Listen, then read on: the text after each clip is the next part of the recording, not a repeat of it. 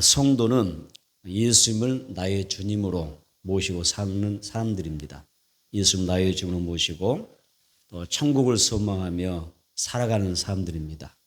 성도는 무엇보다도 예수님이 나의 구주가 되신다, 나의 주님이시다. 우리 그 예수 안에서 이제는 천국을 바라보며 한 걸음 한 걸음 주께 나아가는 삶을 살아가고 있죠. 우리 안에 계신 예수님은 내 영과 혼과 육에 그리고 내 삶의 현장에 구원자가 되십니다.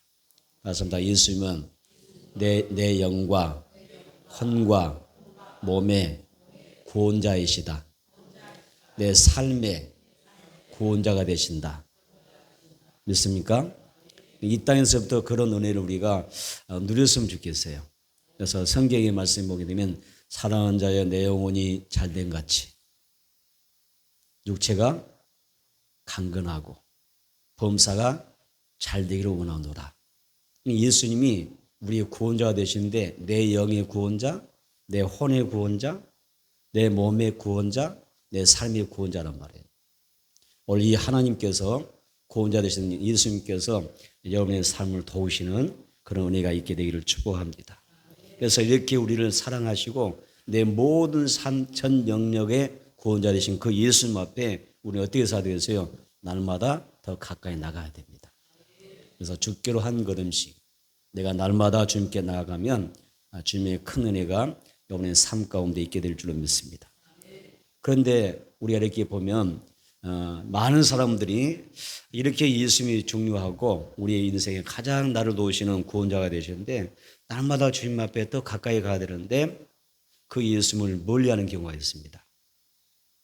마치 베드로가 예수님이 십자가에 못 박기 전에 붙잡혔을 때 베드로를 어떻게 따라가세요? 멀찌감치 저 뒤에서 따라가지 않습니까? 그 따라가는 것처럼 우리가 이렇게 예수를 믿는데 우리가 예수를 믿으면서도 마치 예수의 베드로처럼 아주 멀찌감치 서서 예수님을 바라보며 걸어가는 그런 사람도 있습니다. 오늘 여러분들은 절대 그런 사람이 되지 마시고 항상 주님과 더 가까워지시고 아멘, 더 날마다 가까워지는 그런 영적인 은혜가 있기를 원합니다. 그래서 우리는 필요에 따라 예수님을 가까이 하기도 하고 또 우리가 필요에 따라서 예수님을 멀리하는 경우도 생기는데 하나님은 그러한 그 모습을 기뻐하지 않습니다. 그래서 온전한 그리스도인이라면 예수님과 더 가까이 나가는 적극적인 그런 모습을 보기 원하셔요. 신앙은 능동적이어야 됩니다. 신앙은 적극적인 그런 태도를 보여야 하나님 기뻐하십니다. 꼭 기억을 하세요. 주님은 내가 적극적으로 믿고 적극적으로 사모하고 나아갈 때 하나님 기뻐하시는 거예요. 그래서 하나님의 은혜는 어떤 사람이 하나님께서 은혜 주시죠? 사모하는 사람에게 또 여호와를 앙망하는 사람들에게 복을 주십니다. 그래서 이 16절의 말씀 가운데 어떤 이야기가 있었냐면 그러므로 우리는 긍휼하심의 은혜를 받고 또 때를 따라 돕는 은혜를 얻기 위하여 은혜의 보좌 앞에 담대히 나아갈 것이니라 이런 말씀이 있습니다. 그래서 이 말씀처럼 우리가 하나님 앞에 정말 그 긍휼하심의 은혜, 이 긍휼하심의 은혜를 받고 내가 때를 따라 나를 도우시는 하나님의 그 은혜를 얻기 위해서 주님 앞에 더 다가서서 또 주님과 동행하는 사람이 필요하다는 것이죠. 첫째로 따라서 예수님의 피를 힘입어 살아갑시다. 무엇을 힘입어서? 예수님의 피를 힘입어서 살아야 됩니다. 히브리서 9장 7절 한번 봐볼까요? 자, 히브리서 9장 7절입니다.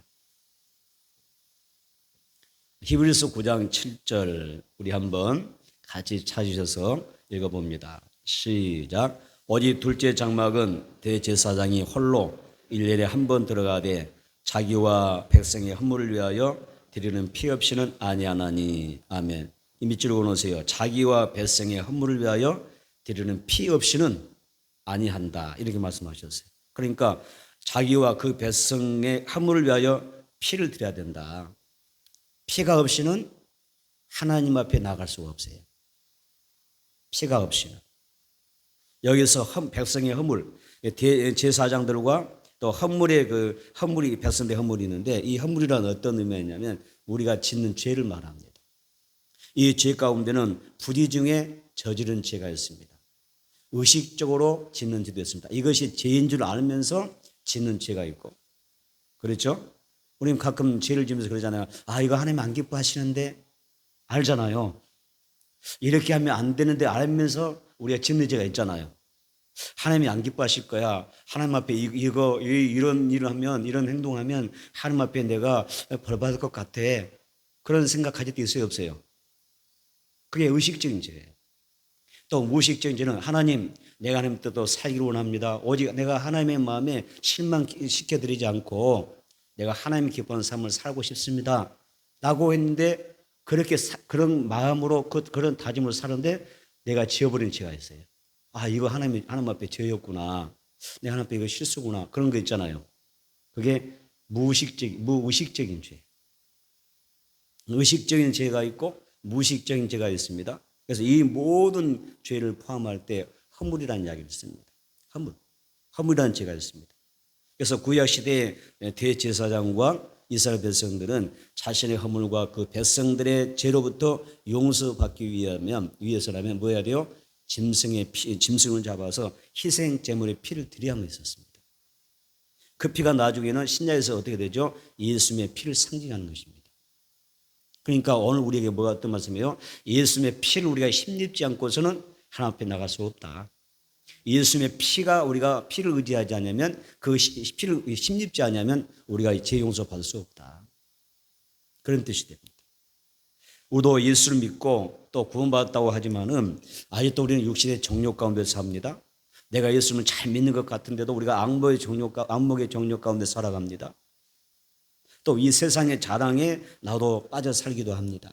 그래서 이런 안목의 정욕, 육신의 정욕, 이 세상의 자랑거리를 우리가 버리지 못한 채 내가 나도 모르게 의식적으로나 무의식적인 죄를 짓고 살아갑니다. 이것은 허물의 죄입니다. 따라서 우리가 이런 허물들, 이런 죄로부터 용서받지 못하면 하나님께로 나갈 수가 없어요. 여러분, 죄는 하나님과 나 사이를 가로막는 담이 됩니다. 장벽이 됩니다. 여러분, 우리가 어떤 길을 갈 때 장벽이 딱 가로막이면 건너갈 수 없잖아요. 길을 갈 수 없는 것처럼. 내가 하나님께로 가고 싶지만, 내가 하나님 앞에 나가서 은혜 받고 싶지만, 내가 인격적으로 하나님을 만나고 싶지만은 영적인 만남을 갖기를 원하지만 내가 죄 가운데 살면 죄의 담이 딱 죄가 쌓이지 못해 돼요. 나와 하나님 사이에 큰 벽이 생깁니다. 죄와 담이 생겨서 하나님이 그때부터 우리를 도와주고 싶어도 죄 때문에 도와줄 수가 없습니다. 그런 경우가 있습니다. 그래서 우리는 반드시 내가 영적으로 자유하기 위하여, 우리가 육체로 하나님 앞에 자유하기 위하여, 또 내 삶이 자유하기 위하여는 뭐가 필요해요? 예수님의 피가 필요한 것입니다. 그 죄가 뭐죠? 모든 담을 무너뜨리는 것입니다. 모든 죄를 씻기도 하고 맑게 씻어주기도 하고 모든 죄의 담을 무너뜨리는 게 예수님의 그 피의 보혈의 능력입니다. 따라서 우리는 하나님 앞에 죄 용서받고 정말 하나님의 자녀로 살아가기 원하는데 반드시 뭐가 필요해요? 죄의 문제가 해결돼야 됩니다. 그래서 우리가 예수님 믿는 것입니다.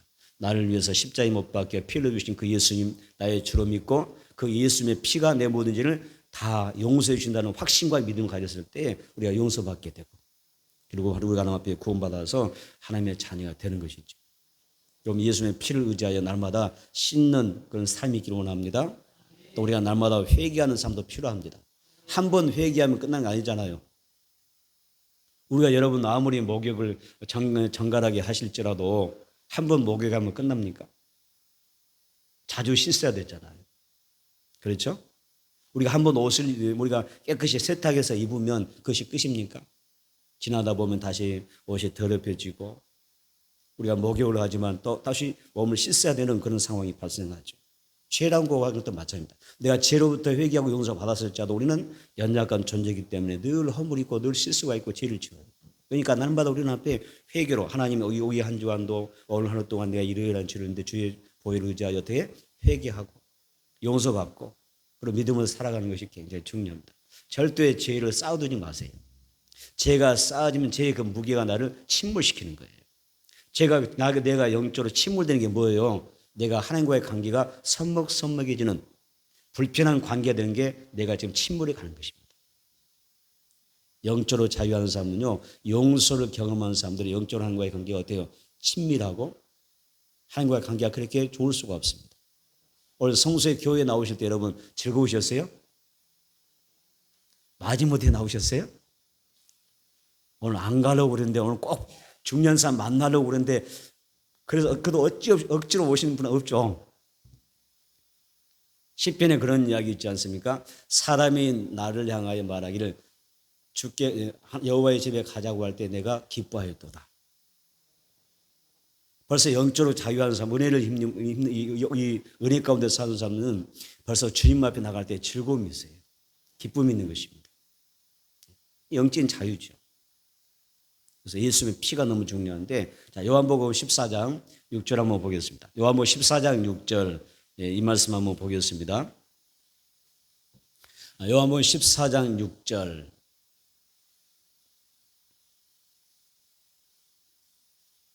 요한복음 14장 6절 우리 함께 읽습니다.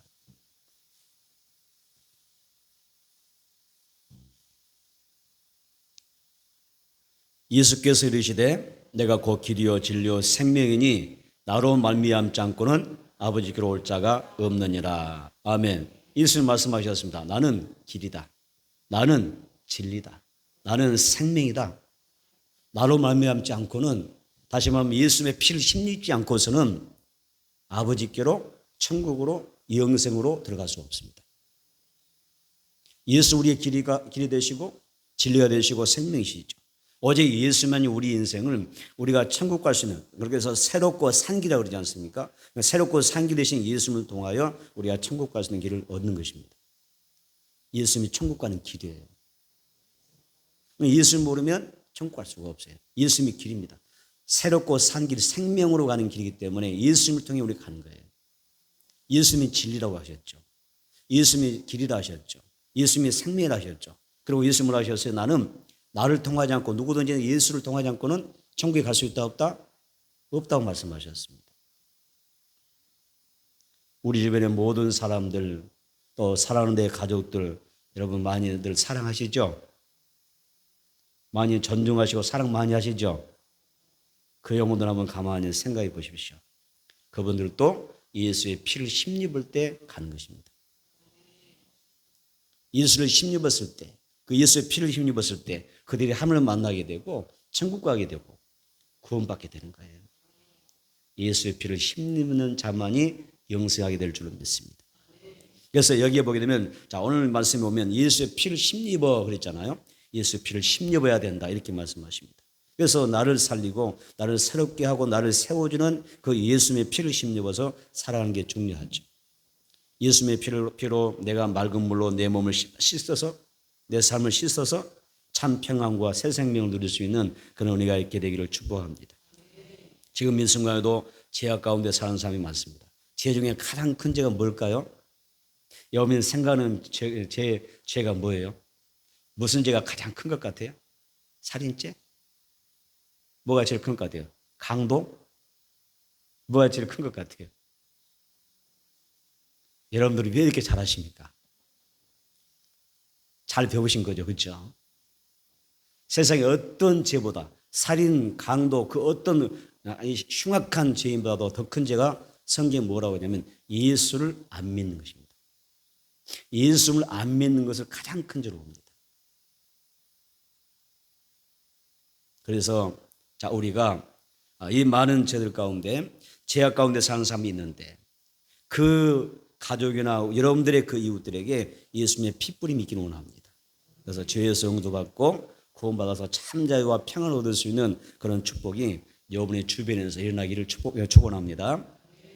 여러분, 애굽에 장자 재앙이 있었어요. 애굽에서 10가지 재앙이 있었을 때 그 장자 재앙이 있는데, 이 장자 재앙을 통해 하나님께서 어떻게 하셨어요? 애굽의 모든 그 장자들에게 하나님이 심판하셨잖아요. 이 애굽의 장자 재앙이 있어서 모든 장자가 죽어나갈 때에 6월절에 어린 양의 피가, 예수의 피를 상징합니다. 어린 양의 피가 뿌려진 그 가족에는 여러분 그 재앙이 임하지 않습니다. 하지만 피를 뿌렸지만, 어느 집은 피를 뿌려요. 어느 집은 피를 뿌리지 않아요. 다시 말하면 어느 집은 예수를 믿어요. 어느 집은 예수를 믿지 않아요. 그 차이거든요. 그래서 애굽에 있는 이스라엘 민족도 섞여 있고 애굽 사람도 섞여서 다 살아가는데, 하나님의 장자 재앙이 심판에 따라 장자 죽음이 임할 때에 예수 하나님께서 짐승을 잡아서 피를 뿌리게 했잖아요. 피를 뿌렸는데 죽으면 사자가 이제 하나님의 심판이 임했을 때 다 이게 지지마다 돌아다니는 거예요. 그때 죽으면 사자가 피가 예수님의 피를 상징하는 어린 양의 피가 뿌려진 집은 그냥 건너갑니다. 지나쳐갑니다. 그러나 그 피가 없는 집은 어때요? 그대로 들어가서 모든 가족들에게 모든 장자, 할아버지가 장자일 수가 있고 아들이 장자일 수가 있고 손자가 장자일 수가 있잖아요. 그 모든 장자의 재앙이 내려서 다 죽임을 당하죠. 유월절 패스되는 거죠. 건너간다. 죽음이 재앙이 건너간다. 그래서 유월절이라는 뜻입니다. 죽음의 사자가 지나갈 때 여러분 피가 없으므로 심판을 받고 죽어간 사람이 많습니다. 이게 영적으로 잘 들어야 됩니다. 그래서 오늘 나와 여러분의 가족들이 예수님의 보혈로 잘게 뿌려지는 예수님의 피가 증거되는 그런 역사가 있어야 됩니다. 그래야 하나님께서 여러분의 가정을 지켜주십니다. 여러분 유월절 얼마나 중요한지 아세요? 하나님의 모든 재앙이 건너갑니다. 다 필수됩니다. 그리고 하나님께서 그의 백성을 보호해주는 사건이 유월절 그 사건이었습니다. 구원받은 성도는 유월절의 은혜가 넘쳐날 것입니다. 그래서 모든 재앙이 폐쇄될 것입니다. 다 건너갈 것입니다. 가난이 왔다가도 떠나갈 줄 믿습니다. 질병이 왔다가도 떠나갈 줄 믿습니다. 슬픔과 눈물이 내 가정에 왔을지라도 다 떠나가게 될 줄 믿습니다. 하나님의 은혜가 임하는 것입니다. 유월절 은혜가 임하는 것입니다. 흑암의 역사가 떠나갈 것입니다. 사탄의 역사가 떠나가게 될 것입니다. 그래서 내 가정은 사망과 저주와 질병과 갓난이 모든 세력을 잃고 그리고 다 떠나갈 것입니다. 하나님의 구원의 역사가 있게 될 거예요. 이것이 유월절의 은혜입니다. 이 유월절의 은혜가 뭘 의미해서요? 예수님의 피로 임하는 것입니다. 이 한 주와 너 나와 내 가족을 구원하시는 예수님의 그 피가 그 복음이 피의 복음이 보혈의 복음이 누려지기를 축원합니다. 그래서 예수님의 피를 내 마음과 내 집, 내 가정에 여러분 믿음으로 여러분들이 신하고 선포함으로 뿌리는 것입니다. 주여 내 가정에 예수의 피가 있습니다. 예수님의 피를 발라주옵소서. 아멘. 구원과 생명이 되는 그 피를 뿌려달라고. 예수님의 보혈의 그 은혜가 우리 가정에 있게 해달라고 날마다 고백하게 될 때에 여러분 얼마나 우리에게 좋은 일이 많겠습니까? 여러분 가정에 정말 저는 너무너무 잘 될 줄 믿습니다. 할렐루야. 더 좋은 일이 날 줄 믿습니다. 두 번째는 우리 예수님의 피, 아까 예수님의 피가 힘입어서 우리가 앞으로 나가야 된다면 이제는 뭐 해야 되세요? 예수님의 피를 힘입어서 성소로 나가야 됩니다. 다시 합니다. 예수님의 피를 힘입어서 성소에 나가야 된다. 아멘. 예수님의 피를 힘입어서 성소에 나갑니다. 구약 시대의 유대인들에게는 성전은 굉장히 중요하게 여겼습니다. 유대인들은 성전은 굉장히 중요하게 여깁니다. 이 유대인들에게 있어서 성전은요 하나님의 임재를 의미합니다. 하나님이 그곳에 계십니다. 또 성경 말씀 가운데 그런 말씀 있잖아요. 온 천하는 성경에서 뭐라고 그러죠? 온 천하는 잠잠할지어다. 성전에 누가 계세요? 여호와 하나님이 계신다. 온 천하는 잠잠할지어다. 하나님이 성전에 계신다는 거예요. 그래서 유대인들은 그 신앙을 가졌어요. 하나님이 성소에 계신다. 지성소에 계신다. 하나님의 임재가 그들은 고백되어지고 하나님의 영광이 항상 가득한 그런 지성소를 바라보았던 것입니다. 역사적으로 이스라엘을 역사적으로 보게 되면 이스라엘이 어려운 때가 많았어요.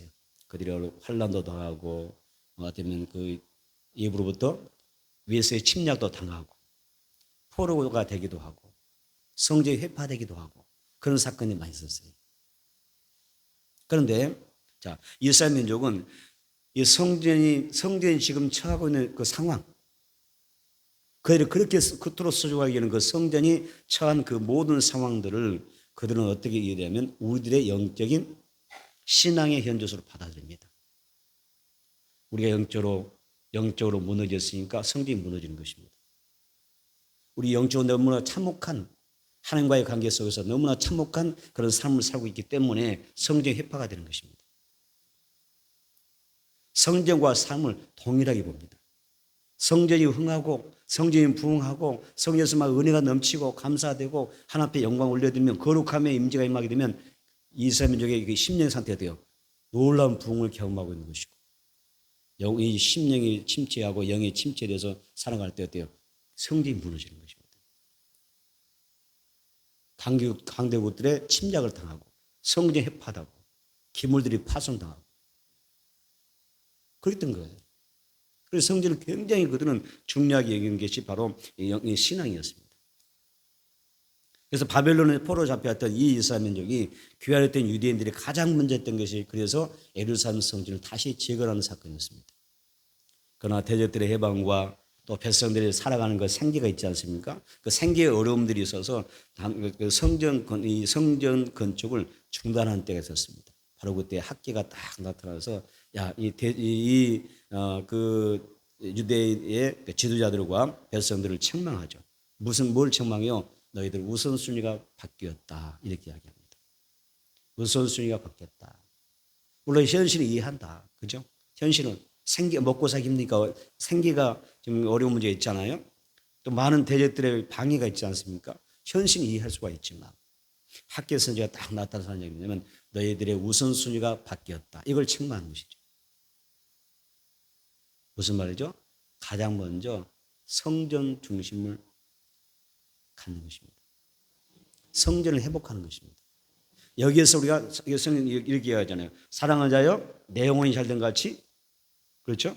내 영혼이 잘된 같이 또 뭐예요? 그 다음에 육체가 강건하고 범사가 잘 되는 것입니다. 우선순위가 바뀌는 것입니다. 그래서 이 어려움 가운데 그들이 10년 이상 이 성전 재건을 방치했는데 이 학계서자의 강력한 그 책망을 들으면서 그들이 다시 성전을 재건하기 시작합니다.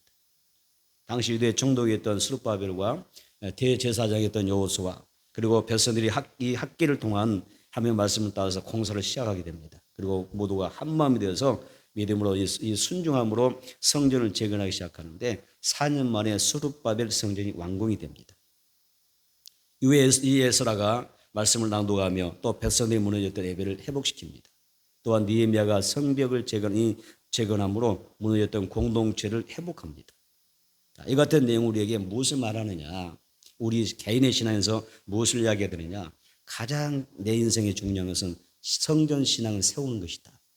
네. 할렐루야. 성전을 세우고 그리고 하나님 앞에 우리가 나가는 자세가 필요합니다. 하나님 그걸 기뻐하시는. 성전 신앙이 무너졌는데 우리가 밖에서 예보주로 아무리가 활동하고 열심히 살아간들 복일 수가 없습니다. 먼저 영혼이 잘 돼야 됩니다. 여러분 육체가 사랑스럽고 정말 귀하게 여기는 것만큼 여러분의 영혼도 귀한 것입니다. 내 영혼은 천국 가서 하나님과 더불어서 영생하고 복락을 누려야 될 정말 소중한 존재입니다. 내 몸이 중요한 것만큼 내 영혼도 중요하지 않아요? 그렇죠? 우리가 육체가 한번 건강해 보세요. 우리 육체 건강들 얼마나 이 땅에 오래 우리가 살겠습니까? 장담 못 하잖아요. 그 영혼이 얼마나 중요합니까? 가장 먼저 내가 중요하게 여겨야 할 부분은 내 영혼, 내 성전 신앙입니다. 마음의 성전을 세워야 됩니다. 따라서 성령께서 들어와 사실 수 있는 마음의 성전을 세워라. 할렐루야. 그래서 바쁘다는 이유 때문에 내가 어떤 급하다는 이유 때문에 내 영혼의 내 마음의 성전이 찬바람이 도는 그런 내 마음의 성전 만들면 안 됩니다. 또 세상의 염려와 삶의 문제들 인하여 내 마음의 성전이 퇴락하고 무너져 가고 있지 않는가, 이걸 굉장히 중요하게 해야 됩니다. 여러분 영혼이 너무 중요하다니까요. 여러분 인생 가운데 영혼이 굉장히 중요합니다. 성전 신앙이 무너지면 마음이 공고해집니다. 영혼이 방황하게 되고요. 내 삶이 공고해지는 것입니다. 에루살렘에 그래서 성경에 보면 에루살렘의 평안을 구하라 그러잖아요. 너희는 에루살렘의 평안을 구할지어다. 평안을 위해서 기도하라. 그러면 너희가 형통하리로다 그렇게 이야기합니다. 에루살렘 뭐예요? 성전을 이야기하는 것입니다. 에루살렘이 평안하면 성전이 하나님의 전이 평안하면 어떻게 돼요? 내가 형통하는 것입니다. 감사합니다. 교회가 평안하게 하소서.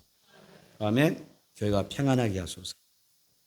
그래야 내 마음도 평안하고 내 삶이 형통하는 은혜가 있을 줄로 믿습니다. 무너진 마음의 성전에 사탄이 자기 일처럼 드나들며 내 영과 혼과 육체를 또 삶을 망가지지 않도록 여러분들을 잘 지켜나가는 게 중요하다. 꼭 기억하시기 바랍니다. 여러분의 마음의 성전이 잘 지켜져서 또 보존되어져서 내 마음에 내주하시는 사시는 성령님을 위해서 내 혼과 영과 마음 삶이 더 부유해지고 잘 되는 역사가 있기를 축복합니다. 한번 다시 해보겠습니다. 히브리서 10장 19절 보겠습니다. 히브리서 10장 19절. 히브리서 10장 19절 읽겠습니다. 시작. 그러므로 형제들아 우리가 예수의 피를 힘입어 성소에 들어갈 담력을 얻었나니. 몇 줄 보세요. 예수의 피를 힘입어 성소에 들어갈 담력을 얻었나니. 성소가 중요하죠. 예수의 피를 힘입어 성소에 들어갈 담력을 얻었다. 22절 보겠습니다. 히브리서 10장 22절 시작. 우리가 마음에 뿌리는 바다 악한 양심으로부터 벗어나고 몸은 맑은 물로 씻으는 받았으니 참 마음과 온전한 믿음으로 하나님께 나아가자. 좋습니다. 참 마음과 온전한 믿음으로 하나님께 나아가자. 여러분 얼마나 중요합니까? 너희가 예수의 피를 힘입어 성소에 들어갈 담력 얻었나니 참 마음과 온전한 믿음으로 하나님께 나아가자. 이렇게 이야기하지 않습니까? 예수님의 부모들이 우리가 그 요셉과 마리아가 해마다 유월절 되면 예루살렘에 올라가서 절기를 지켰어요. 예수님이 12살 때에 절기에 의해서 예루살렘 올라갔습니다. 절기를 지키러 올라갔죠. 그때 이제 이 절기를 마쳐 돌아오는 과정에 하룻길을 가는 동안에 이 육신의 부모들은 어땠어요? 예수님이 일행과 함께 동행한 줄 알았어요. 하루가 지나서 보니까 예수님이 안 보이는 거예요. 그때는 예수님이 12살밖에 안 됐을 때예요. 그래서 막 동네 사람들에게 일행이 물었어요. 우리 예수가 못 봤냐 막 물었는데 아무도 못 봤다는 거예요. 굉장히 걱정하면서 다시 돌아와서 어디까지 와요? 절기를 지켰던 그 현장까지 다시 온 거예요. 예루살렘 돌아왔습니다. 그리고 예수님 어디서 찾았어요? 자, 어디서 찾아보세요. 누가복음 2장 46절 47절 봐보세요. 누가복음 2장 46절 47절.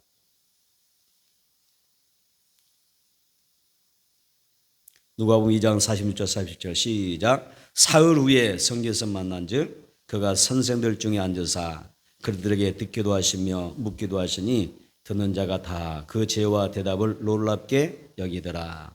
자, 46절 초반 성전에서 만난즉 찾고 찾아서 사흘 만에 예수님을 찾아요. 어디서 예수님 만났죠? 길가에서 만났어요? 성소에서 만났습니다. 사울이 예수님을 성전에서 찾았습니다. 성전에 와서 보니까 예수님이 랍비들 사이에 앉아서 그들에게 성경에 대하여 묻기도 하고 듣기도 하며 토론하고 있었습니다. 당시는 왕의 행각이라든지 그다음에 솔로몬 행각에서는 랍비들이 그곳에 머물면서 하나님의 말씀으로 토론을 많이 했습니다. 토론하고 있었습니다. 예수님이 그들과 토론하는데 이 랍비들이 깜짝 놀라죠. 나이가 이제 12살밖에 안 되는데 얼마나 예수님이 지혜롭게 대답하시니 거기서 깜짝 놀랐습니다. 그러면서 예수님의 부모가 예수님을 찾고 나서 그 육신의 어머니 마리아가 예수님에게 질문합니다. 뭐라고 하세요? 아이야 어찌하여 너는 우리에게 이렇게 하였느냐. 보라 너의 아버지와 내가 근심하며 너를 찾았노라. 정말 걱정 많이 했다고 그렇게 이야기합니다.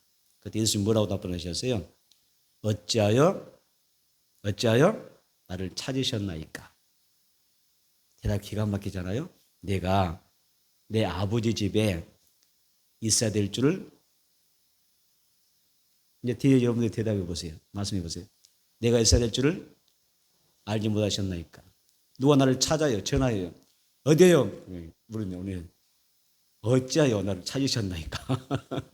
내가 아버지 집에 성전에 교회에서 참사님께 있어야 될 줄 알지 못하셨습니까?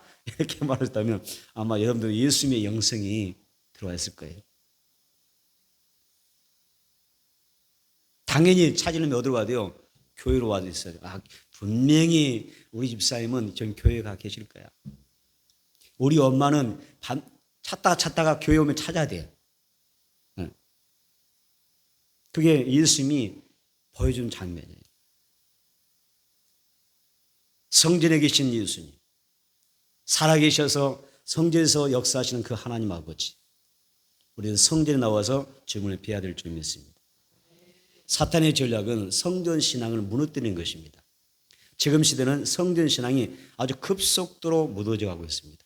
아주 사탄의 전략이 제대로 먹혀가는 시대죠. 코로나19로부터 시작하여 전 세계적으로 여러 가지 막 정치, 경제, 많은 것, 놀라운 그런 많은 소용돌이 속에서 신앙인들의 신앙이 무너져가고 있습니다. 저는 우리 교회 성도들이 성전 신앙을 지켜나가기를 원합니다. 성전 신앙이 보존되기를 원합니다. 그래서 나와 내 집이 살아야 되지 않습니까? 영혼이 잘 돼야 한다니까요. 하박국 선지자 외치는 것처럼 너희는 어찌하여 우선순위를 잘못 정하고 사느냐, 책망했던 것처럼 나와 내 집에 사고 내 자녀가 살기 위해서 성전 신앙으로 확고하게 말씀을 붙잡는 그런 삶이 되었으면 좋겠습니다. 그래서 내 아버지 집에 있어야 할 줄 알지 못하셨습니까? 라고 하는 그런 답이 우리에게 있어야 되지 않겠습니까? 19절에 예수님의 피를 힘입어 성소에 들어가 담을 얻었나니라는 말씀과 또 22절에 참 마음과 온전한 믿음으로 하나님께 나아가자라고 하는 이 말씀이 중요한 것입니다. 우리는 성전 사람을 예배하며 하나님 앞에 기도하고 은혜를 공급받습니다. 내가 성전 신앙의 현장에 있지 않으면 하나님의 말씀을 이루어질 수가 없어요. 성전 신앙에 세워지지 않으면 주님 주신 삶을 감당할 수가 없어요. 삶을 살리고 또 사람을 변화시키는 거룩한 신앙이 여러분들에게 있어지길 바랍니다. 내 인생의 겨울이 오기 전에. 아멘. 우리 인생의 겨울이 언젠가는 오겠죠, 그죠? 오기 전에 성전 신앙으로 깨어서 하나님의 뜻을 잘 이루며 살다가 주님 앞에 설 수 있게 되기를 축원합니다. 세 번째, 따뜻합니다. 주께로 한 걸음씩 은혜의 보좌 앞으로 나아갑시다. 할렐루야. 히브리서 4장 16절입니다. 히브리서 4장 16절 볼까요? 히브리서 4장 16절.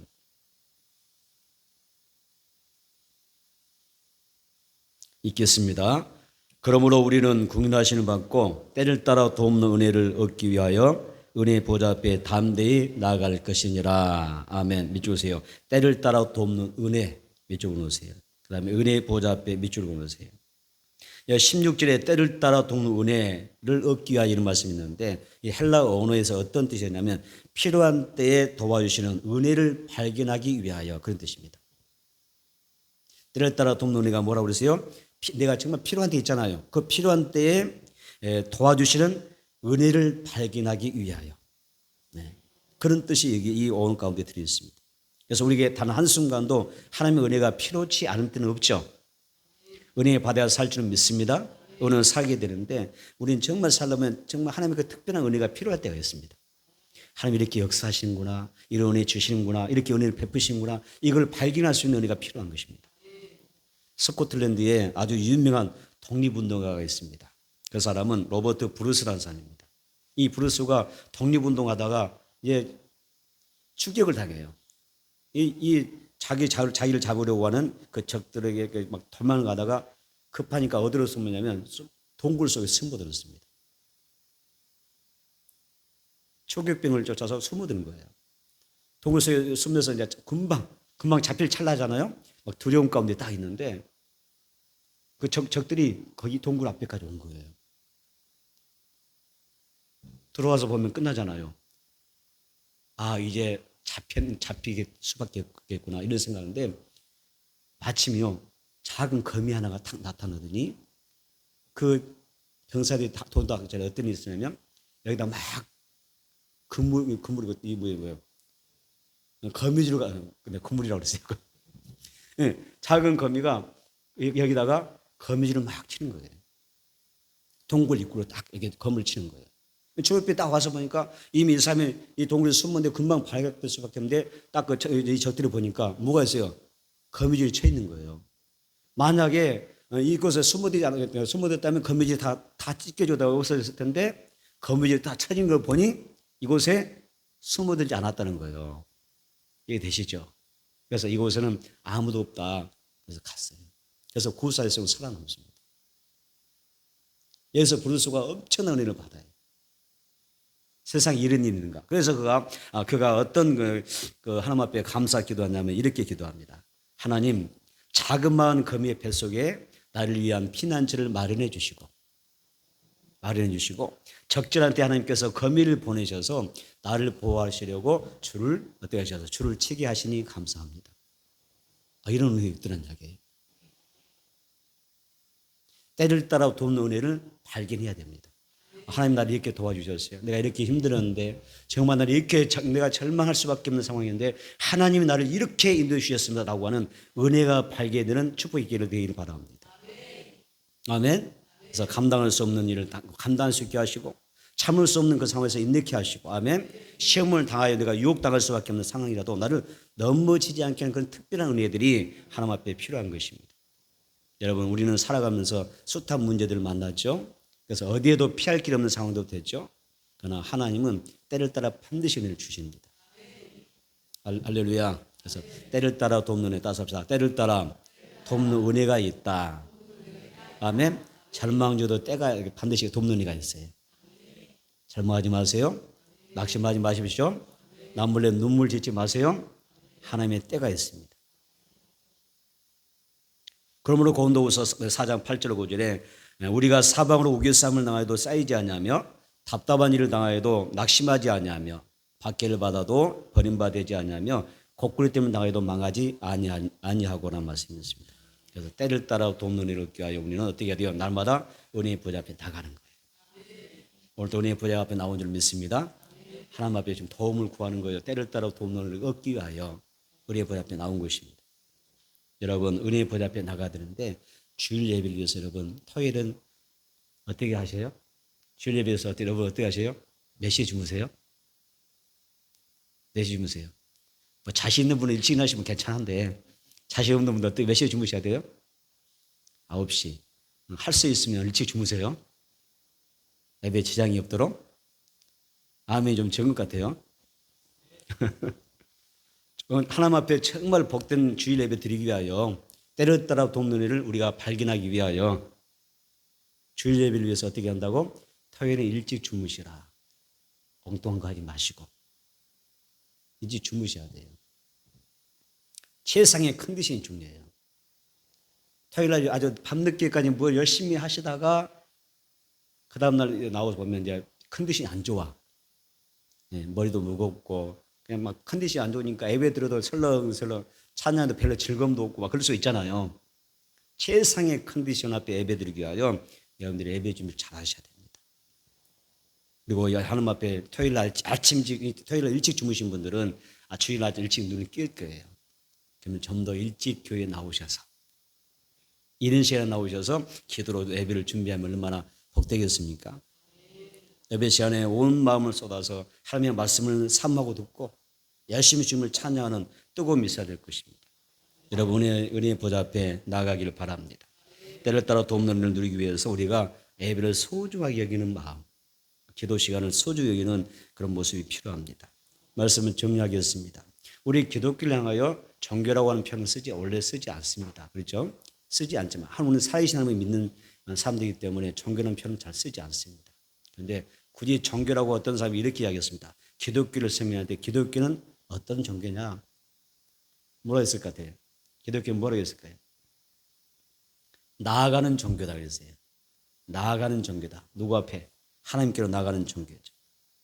우리는 주교로 한 걸음씩 은혜의 보좌 앞으로 나가야 될 줄 믿습니다. 그래서 은혜 받기 위하여 때를 따라 돕는 은혜를 받기 위하여 그 은혜를 발견하기 위하여 날마다 한 걸음씩 주님 앞에 나와서 보좌 앞에 엎드려 예배하고 기도하고 찬양할 수 있는 그 은혜가 우리 모두에게 있어지기를 축복합니다.